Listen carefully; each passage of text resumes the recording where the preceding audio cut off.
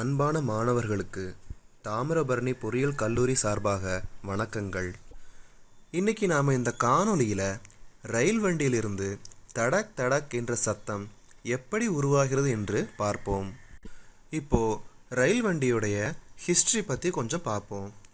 1853ஆம் வருடம் பாம்பேயில் போர்பந்தர் அப்படிங்கிற இடத்துல இருந்து முதல் ரயில் சேவை தொடங்கப்பட்டது. அன்று முதல் இன்று வரை இந்தியாவில் அதிகப்படியான மக்கள் உபயோகிக்கும் போக்குவரத்து முறை ரயில் வண்டியாக தான் இருக்குது.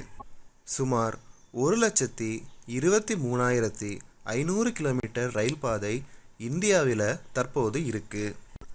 நாம் எல்லோரும் ஒரு முறையாவது ரயில் வண்டியில் பிரயாணம் செஞ்சுருப்போம். அப்போது நிச்சயமாக இந்த சத்தத்தை கேட்டிருப்போம். இந்த தடக் தடக் என்கிற சத்தம் இரண்டு தண்டவாளத்தின் இணைப்பும் ரயில் வண்டியின் சக்கரமும் உரசும்போது ஏற்படுகிறது. ஒரு தண்டவாளத்தின் நீளம் 10 to 12 மீட்டர் வரை இருக்கும். ரயில் வண்டியை இயக்குவதற்கு இணையாக இரு தண்டவாளங்கள் தேவை.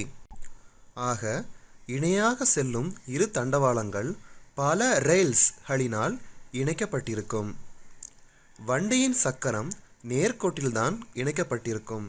ஆனால் தண்டவாளத்தின் இணைப்புகள் நேர்கோட்டில் இடம்பெற்றால் தெர்மல் எக்ஸ்பேன்ஷன், அதாவது இணைப்பில் உள்ள இடைவெளி வெப்பம் மற்றும் கிளைமேட் சேஞ்ச் காரணமாக பெரியதாகி வண்டி தடம் புரள வாய்ப்பு உள்ளது.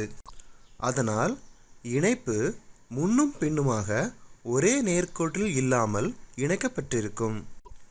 எடுத்துக்காட்டாக, ஒரு தண்டவாளத்தின் முதல் இடப்புற ஜாயிண்ட் உள்ளது, பின் அதை தொடர்ந்து கொஞ்சம் தள்ளி வலதுபுற ஜாயிண்ட் உள்ளது என்று நினைத்து கொள்ளுவோம். இப்போது ரயில் வண்டி தன்னுடைய பாதையில் வரும்பொழுது முதலில் இடதுபுற ஜாயிண்டில் ரயில் வண்டியின் சக்கரம் உரசும். அப்போது முதல் தடக் சத்தம் உருவாகிறது. பின் வலதுபுற ஜாயிண்டில் ரயில் வண்டியின் சக்கரம் உரசும். அப்போது இரண்டாவது தடக் சத்தம் உருவாகிறது. இப்படி இந்த செயல்முறை தொடரும். இதுவே தடக் தடக் என்ற சத்தம் உருவாகுவதற்கு காரணம். நன்றி.